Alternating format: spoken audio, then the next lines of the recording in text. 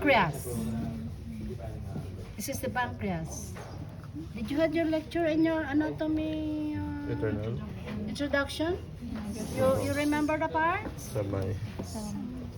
Some parts lang. Some parts. Okay. Okay. So if this one is the Crab. crab.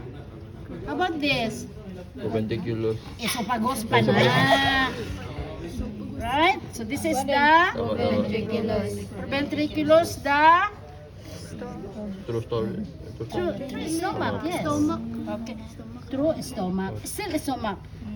This is the proventriculus and this is the ventriculus. Gizzard.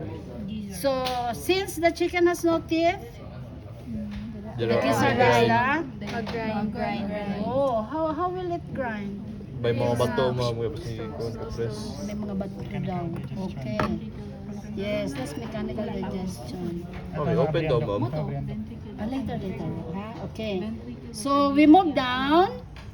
This is the. So this is how intricate your small intestines are. So it is arranged this way. Okay. So ana siya ha.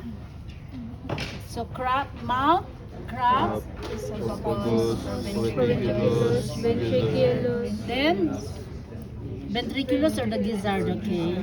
Then you have here the accessory digestive organs. They are the liver, the spleen, the gallbladder. Content. The gallbladder, the content is bile. And what is the function of the bile? It emulsifies fat. Ano si Sir maggato ba? Okay. So the bile duct is very closely associated here in the duodenum, that is the intestine immediately after the gizzard. Okay?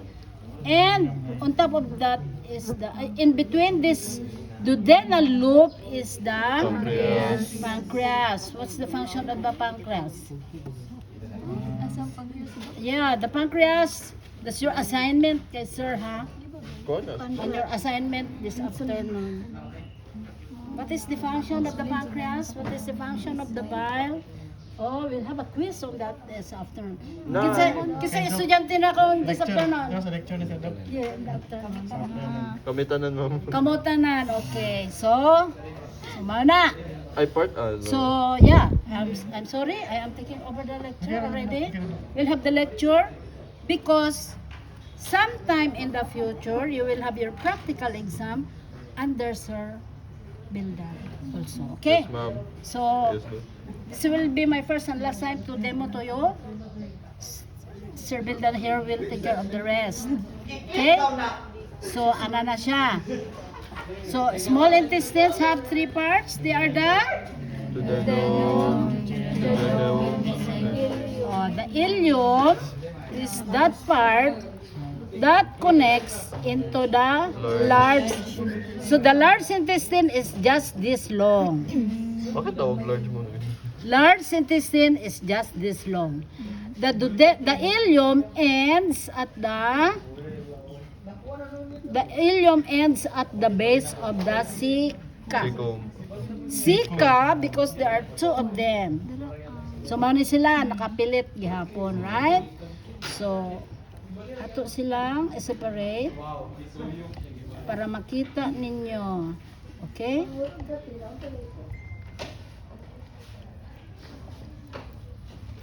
There, so that you can relate very much. So the ceca, what is the function of the ceca? Big transport. Ipangkuan niya ang water. Whatever is not digested here, it is digested here. Through this one here is mechanical digestion. This one here is bacterial fermentation digestion. Okay. So mao na siya. And this is the cloaca. It starts here under.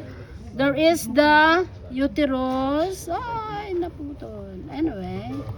So this is the uterus here, connected dire. Ano?